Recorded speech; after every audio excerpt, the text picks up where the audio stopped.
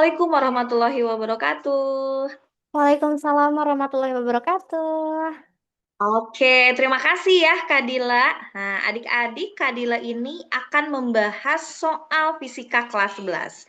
Nah, adik-adik kelas 11 boleh dipersiapkan ya ingatannya waktu itu menjawabnya apakah sama nggak nih dengan pembahasan yang Kak Dila sampaikan gitu ya.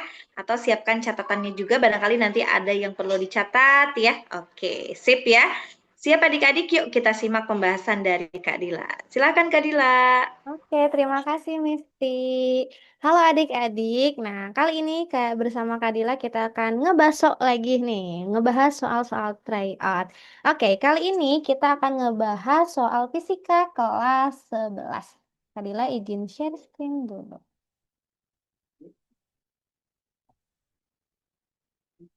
Oke, sudah ada ya share screen-nya. Kita akan mulai dari nomor satu. Nah, nomor satu, berikut ini adalah variabel-variabel berikut. Oke, yang mempengaruhi momen inersia suatu benda yang berputar adalah variabel. Oke, kita lihat di sini karena ada beberapa pernyataan, berarti kita harus membaca soalnya dulu. Di sini yang ditanya faktor yang mempengaruhi momen inersia. Berarti momen inersia itu adalah gaya pada benda yang berputar atau benda yang berotasi. Oke, kalian ingat bahwa momen inersia itu dia selalu ada rumusnya adalah M per R. M kali R. M itu adalah massa sama ini adalah rotasi. Oke, rotasi dan jarak rotasinya atau lengannya. Oke, di sini kita mulai ada massa benda. Massa benda dari rumusnya pun sudah ada nih, sudah kelihatan. Berarti massa benda ini mempengaruhi. Sekarang ukuran benda mempengaruhi enggak? Kita lihat dari R-nya. R ini adalah jarak ya, jarak rotasinya. Berarti ini mempengaruhi juga. Kemudian sumbu rotasi, tentunya si R ini pasti jarak dari sumbu rotasi, ke momen inersianya. Berarti sumbu rotasi juga mempengaruhi. Nah, kalau kecepatan sudut ini tidak ada hubungannya dengan nomor inersia. Berarti pilihan yang betul adalah pernyataan satu, 2, dan 3. Berarti pilihan yang D. Oke, kita next ke soal nomor 2. Nah, soal nomor 2 ini masih tentang momen inersia. Kita lihat di sini. Kita baca dulu sambil kita melingkari angka-angka yang pentingnya. Nah, sebuah batang yang diabadikan masanya dipengaruhi tiga buah gaya besar. Ada tiga buah gaya ya. Yang pertama, besar dari FA-nya. FA itu sama dengan FC sama dengan 10 Newton. Kemudian FB-nya adalah 20 Newton, seperti gambar. Jika jarak AB sama dengan BC adalah 20 cm, maka besar momen gaya terhadap titik C adalah. Oke, kita terus dulu diketahuinya. Berarti di sini diketahuinya FA sama dengan FC. Berarti di sini FA-nya adalah 10 Newton ya. Kemudian FC-nya juga di sini adalah 10 Newton. Kemudian di sini FB-nya adalah 20 Newton. Berarti yang B ini 20 Newton. Kemudian jika jarak AB sama dengan BC sama dengan 20 cm. Berarti jarak dari A ke B ini adalah yang ini ya. Dari A ke B adalah 20 cm.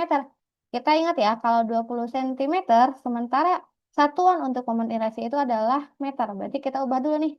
Yang panjangnya, yang R-nya dari 20 cm diubah menjadi 0,2 meter. Oke, berarti jarak dari A ke B-nya adalah 0,2 meter.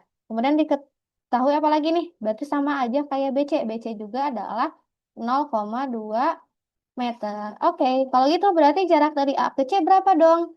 Berarti jarak dari A ke C adalah 0,4 meter karena dijumlahin ya. Nah, berarti jarak dari A ke C adalah 0,4 meter. Dari mana 0,4 meter? Karena AB ditambah BC. Berarti AB-nya 0,2 ditambah BC-nya 0,2 maka jadi 0,4 meter. Oke. Sekarang yang diketahuinya kita sudah tahu kasusnya seperti apa. Nah, di sini yang ditanya apa?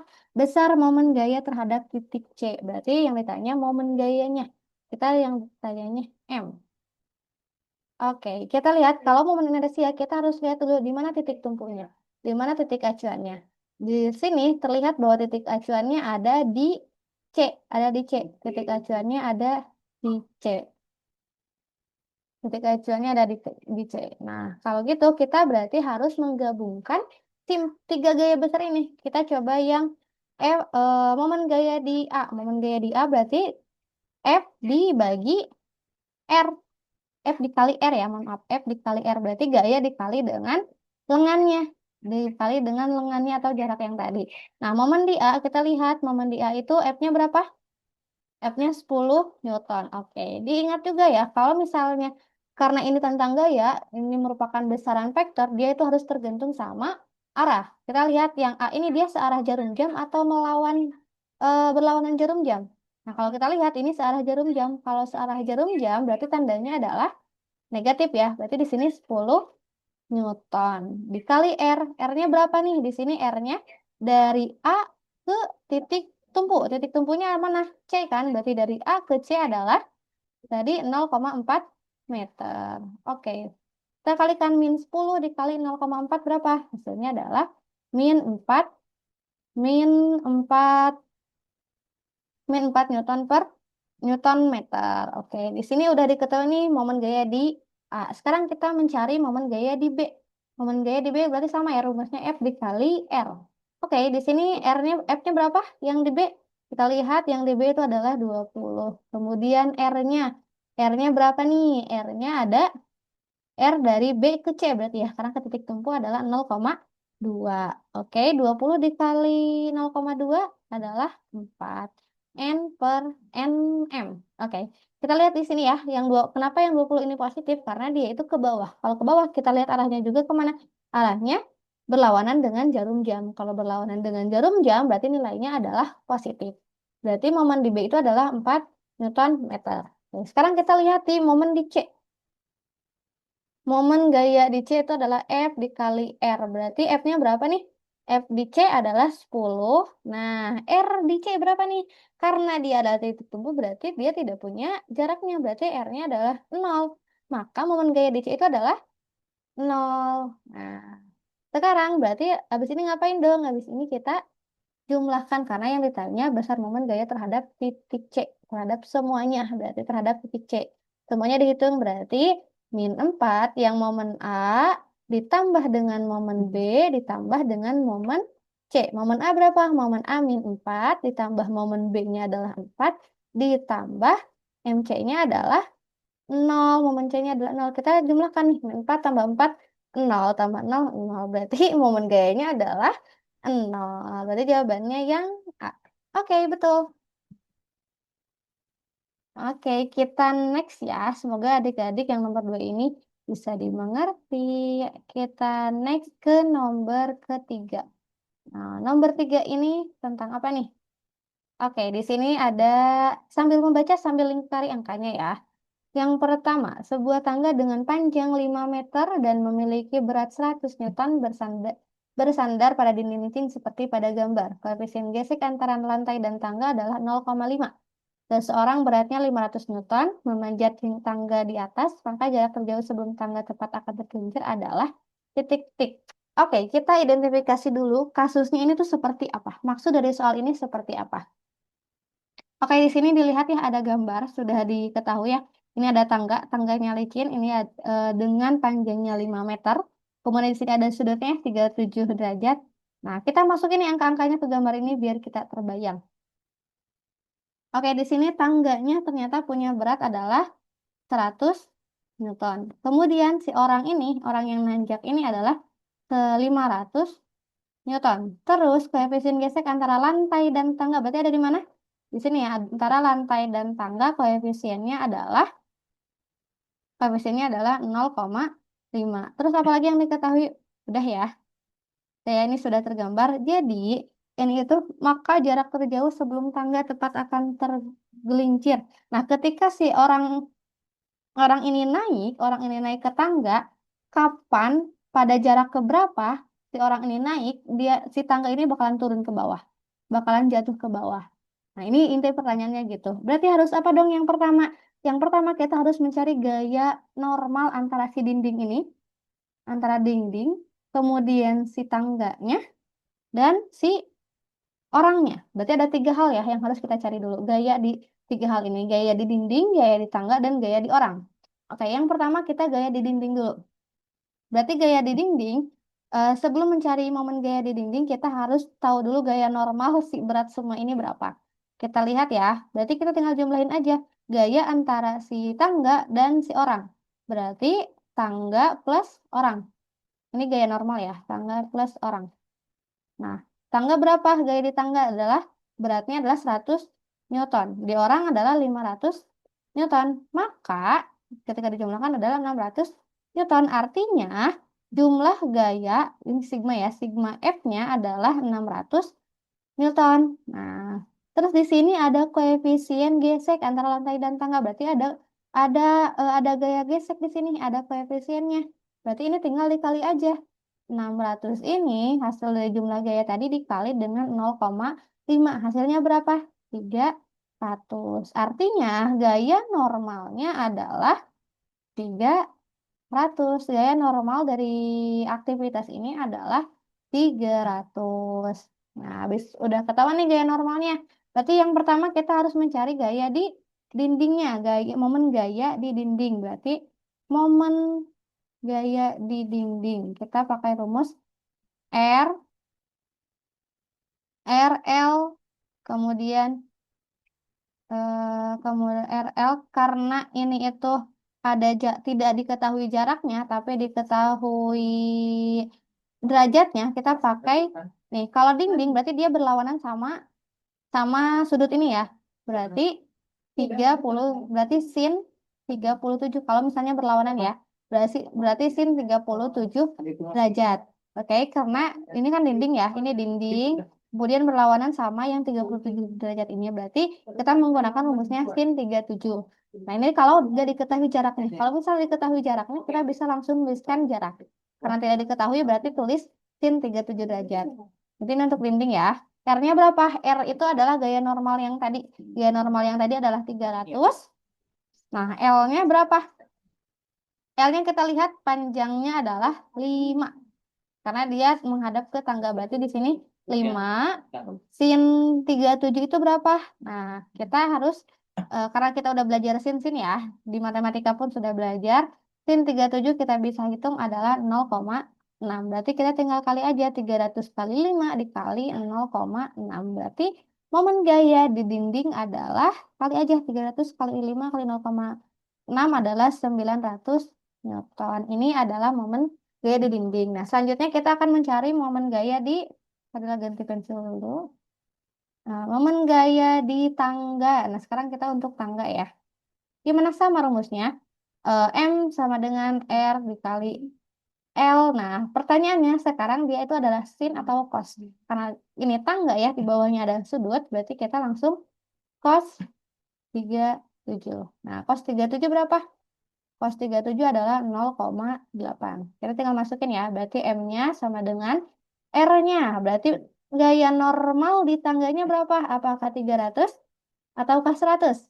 Nah, karena di tangga itu sudah diketahui 100, berarti itu saja 100 yang di tangga.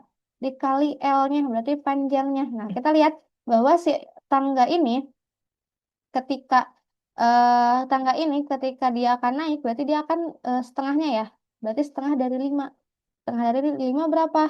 2,5. Dikali cos 37 adalah 0,8. Berarti hasilnya berapa? Momen gaya di tangga adalah 200 Newton. Oke. Nah, masih ada satu lagi ya, momen gaya di orang. Momen gaya di orang berarti yang ketiga adalah momen gaya di orang.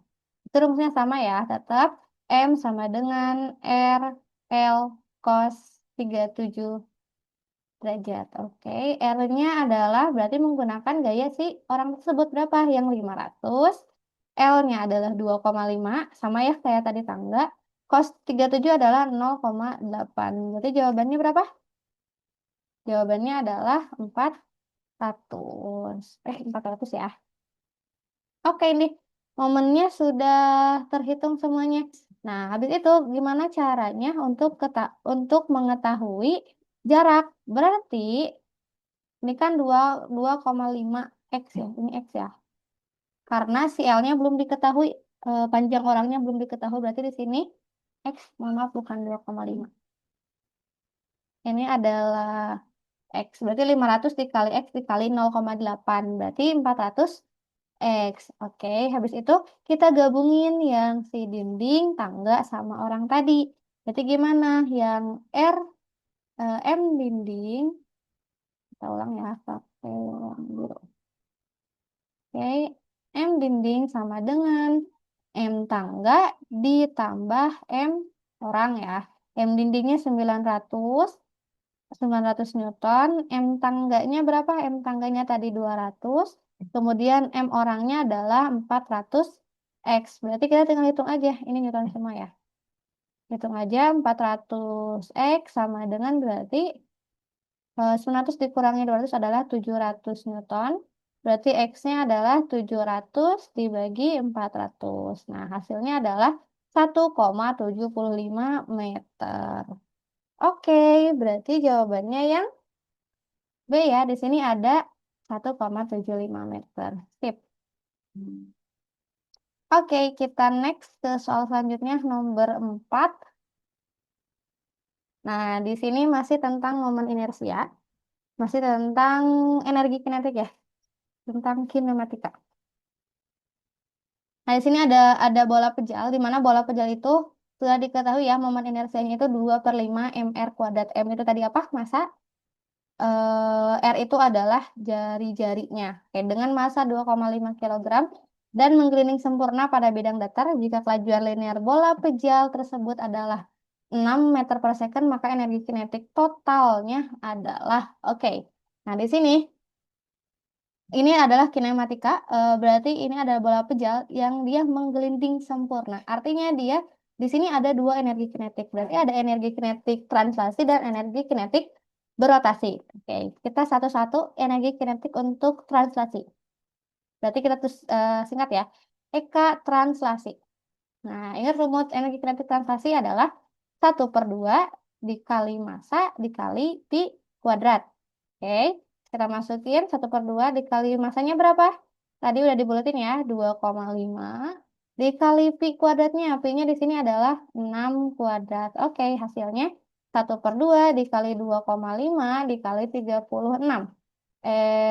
EK-nya adalah 45 Joule. Oke, berarti ini baru energi kinetik. Karena ini gabungan, berarti kita harus menjumlahkan energi kinetik translasi dan energi kinetik rotasi. Nah, sekarang kita mau mencari energi kinetik rotasi. Gimana nih rumusnya? Sama aja ya. Sama aja ya rumusnya. 1/2, 1/2 dikali. Nah, kalau dirotasi, masanya itu diganti sama apa? Masanya diganti sama I, kecepatannya sama omega ya. Nah, pertanyaannya di sini I-nya udah ada nih, karena bola pejal 2/5 mr kuadrat. Berarti kita ganti ya, 1/2 dikali, kita pakai titik aja ya. 2/5 mr kuadrat dikali omega. Nah, omega di sini kita akan ubah dulu. Karena ini merupakan karena di sini menggelinding sempurna. Kalau dalam gerak menggelinding atau menggelinding sempurna, omeganya berubah nih. Omeganya jadi menggunakan rumus omega sama dengan pi per r. Gitu ya, omeganya sama dengan pi per r. Berarti di sini kita tinggal masukin, kita ganti tulis dulunya. Ini kan kuadrat ya, berarti tinggal masukin pi per r kuadrat. Oke. Nah, sekarang kita bisa sederhanakan. Ketika disederhanakan, ini jadi 1/2 dikali 2/5 m pi kuadrat. Oke, jadinya kita akan dapat 1/5 m pi kuadrat. M pi kuadrat. Oke, kita tinggal masukin kalau udah gini. Kita tinggal masukin ke yang diketahui yang tadi sama ya. Oke, kita akan masuk. Berarti kan 1/5 M pi kuadrat. 1/5 masanya tadi 2,5. Pi kuadratnya di sini adalah 6 ya. Berarti 36. Kita masukin langsung 36. Berarti hasilnya adalah 1/5 dikali 2,5 kali 36. Hasilnya adalah 18 Joule. Berarti energi kinetik untuk energi kinetik untuk gerak rotasi adalah 18 Joule. Nah, sekarang energi kinetik total berarti kita tinggal jumlahin aja. Eka translasi ditambah Eka rotasi. Berarti translasinya berapa? Translasi tadi 45 Joule. Yang rotasinya adalah 18 Joule. Maka jawabannya adalah 45 ditambah 17 ditambah 18 adalah 63 Joule. Berarti jawabannya yang A. Oke, semoga yang nomor ini adik-adik bisa mengerti ya. Oke, kita next ke nomor selanjutnya. Kita next ke nomor 5.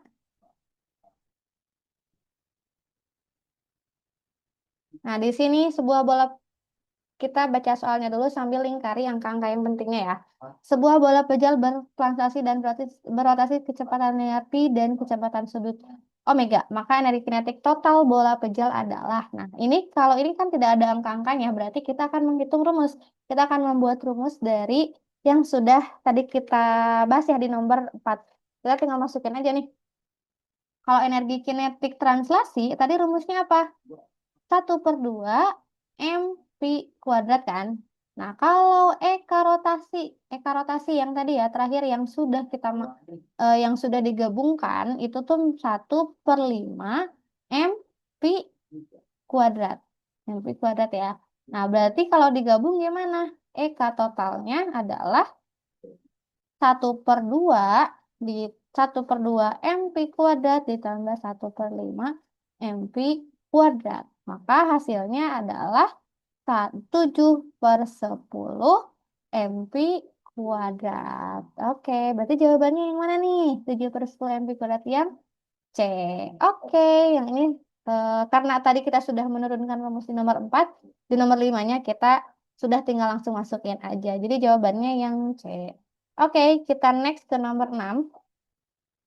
Nah, di sini diketahui eh, suatu gas memiliki volume awal 2,0 meter kubik, kita lingkarin angkanya, dipanaskan dengan kondisi isobaris hingga volume akhirnya menjadi 4,5 meter kubik.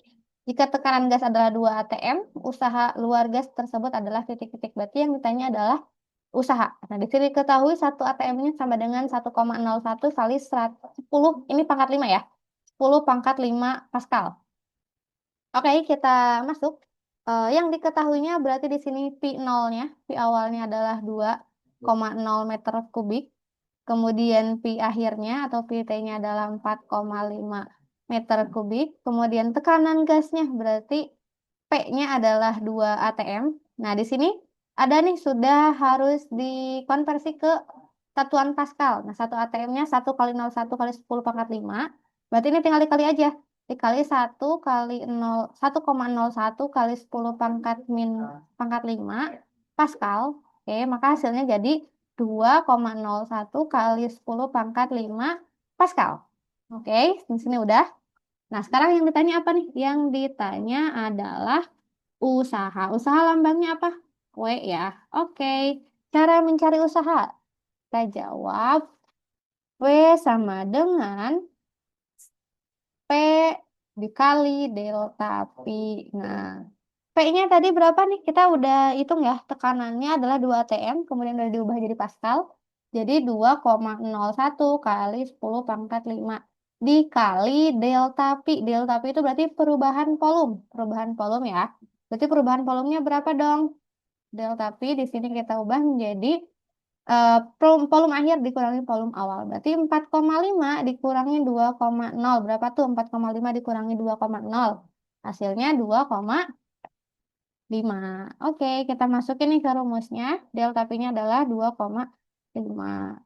Oke, maka hasilnya berapa nih? Hasilnya 5,05 kali 10 pangkat 5 Joule. Oke, jawabannya adalah yang C.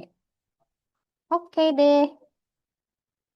Kita next ke soal nomor 7. Definisi dari fluida. Nah, ini udah ke teori nih, nggak hitungan lagi ya. Mohon maaf. Eh Tadi izin stop share dulu. Kita stop. Bentar ya.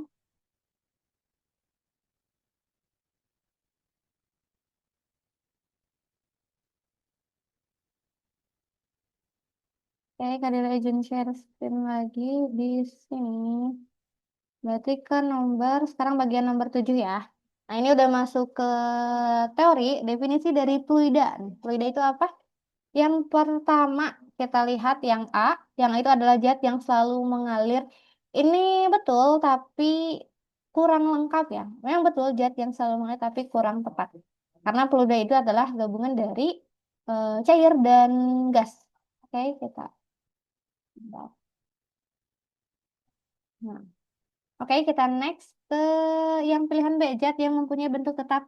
Tentu tidak ya, karena si fluida ini emang mengalir karena dia itu adalah cairan dan gas. Oke, kemudian di sini zat yang tidak mempunyai ketegaran. Ini betul atau salah? Ini betul ya, karena si fluida ini memang tidak mempunyai ketegaran. Jadi karena dia tidak mempunyai ketegaran, makanya dia selalu mengalir. Jadi ini yang lebih lengkap nih, yang lebih tepat berarti yang C. Nah, kita coba ya zat yang tidak, yang D-nya zat yang tidak dapat mengalir ini salah karena tadi ya zat yang hanya dapat mengalir jika terdapat perbedaan ketinggian permukaan ini tentu salah karena yang paling betul adalah tidak mempunyai ketegaran. Oke, kita next ke nomor 8. Nah, di sini masih tentang tekanan hidrostatik ya. Ini tentang tekanan. Kita coba baca dan lingkari angka-angkanya ya.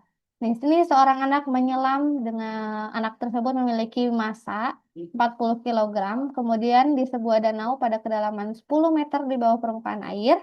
Berarti, nah, ini massanya 10 meter di bawah permukaan air itu berarti ini kedalamannya H ya. Jika gravitasi adalah 10 meter per second kubik persegi, berarti ini adalah gravitasinya. Kemudian di sini ada Rho itu adalah massa jenis 1,0 gram per centimeter kubik dan tekanan udara luar 1 atm. Di sini atm-nya sudah diubah ke bentuk Pascal. Maka anak tersebut akan mengalami tekanan hidrostatik sebesar titik-titik. Oke. Kita terus diketahui dulu ya. Diketahuinya adalah masanya 40 kilogram tadi. Kemudian H-nya adalah 10 meter. Kemudian di sini ada gravitasinya adalah 10 meter per second kubik, kemudian ada massa jenisnya, rho-nya 1,0 gram per cm kubik. Nah, ini tuh harus diubah ya, harus diubah ke satuan kilogram. Karena untuk satuan dari tekanan hidrostatik itu adalah kilogram. Berarti kita ubah dulu yang 1,0 gram ke kilogram jadi 1000 kilogram per senti per meter ya. Ini jadi per meter. Oke. Nah, selanjutnya yang ditanya apa nih? Yang ATM-nya belum. Berarti di sini tekanan P yang ininya adalah P udara luarnya adalah 1,01 kali 10 pangkat 5 Pascal. Oke. Yang ditanyanya adalah P tekanan hidrostatik. pH-nya berapa? Oke, kita langsung jawab. Nah, di sini untuk mengetahui tekanan, kita menggunakan rumus tekanan total. Jadi tekanan total itu ada apa? P dikali PATM-nya dikali dengan tekanan. Tekanan di hidrostatik biasa apa rumusnya? Rho dikali G dikali H. Rho dikali G dikali H. Oke, kita masuk nih PATM-nya tadi berapa? 1,01 kali 10 pangkat 5 dikali rho-nya 1000, oke, dikali G-nya 10, dikali H-nya adalah 10. Kita tinggal kalikan ya, 1,01 kali 10 pangkat 5. Nah, ini hasilnya berapa nih? 10, 100.000 ya. Oke, 100.000. Nah, ketika dijumlah, dikalikan hasilnya, jadi ini ditambah ya, ditambah. Ini ditambah hasilnya jadi 2,01 kali 10 pangkat 5. Gitu. Nah, yang ini, yang 100.000 ini kita bisa ubah menjadi 1 kali 10 pangkat 5. Nah, ketika dijumlahkan hasilnya 2,01 kali 10 pangkat 5. Oke, di sini ada jawabannya. Betul, ada yang C ya. Sip. Kita next soal nomor 9. Nah, ini teori ya. Sesuai dengan hukum Archimedes, maka benda yang melayang dalam zat cair mempunyai, oke, di dalam hukum Archimedes itu ada ketika benda di dalam zat cair itu dimasukkan ada tiga kondisi. Yang pertama adalah tenggelam, kemudian tenggelam berarti misalnya kayak batu dimasukin ke gelas itu kan suka tenggelam ya. Tenggelam itu berarti ada di dasar. Kemudian ada yang melayang, kemudian ada yang terakhir yang mengapung. Nah, kalau yang tenggelam berarti dia ada di dasar. Kalau yang melayang, misalnya ini adalah air. Kalau yang melayang berarti dia ada di tengah-tengah. Nah, ini yang tenggelam itu ada di bawah ya.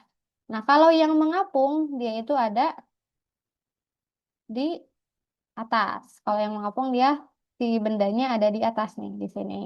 Oke, ada tiga kondisi seperti ini. Nah, ke, gimana sih cara menentukannya? Kalau tenggelam berarti massa jenis si bendanya itu lebih besar dari massa jenis airnya.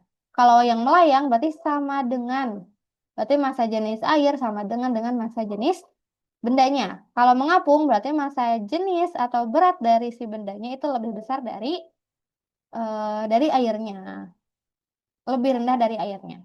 Oke, berarti ini yang kurang, ini yang lebih. Oke, kita lihat dari pilihan gandanya. Mana yang sesuai nih?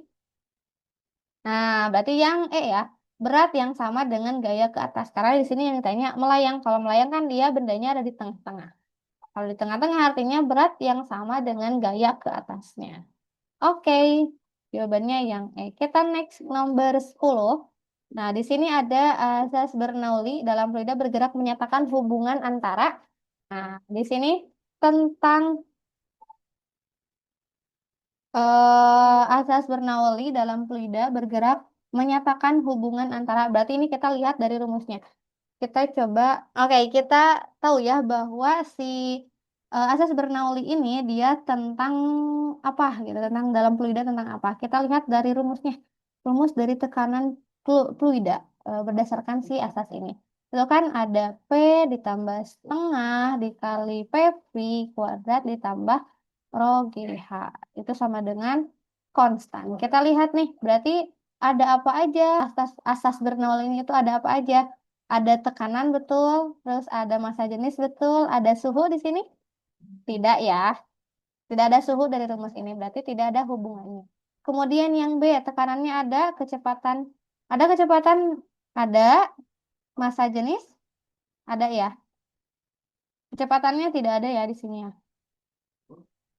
Oke. Kemudian di sini tekanan hidrostatik dan kontinuitas aliran ini tidak ada. Kemudian daya angkat pesawat terbang dan kecepatan fluida tidak ada. Nah, untuk yang E, tekanannya ada, kecepatannya ada, kemudian di sini kedudukannya ada. Kedudukan itu berarti H ya, ketinggiannya. Oke, berarti jawabannya adalah yang E.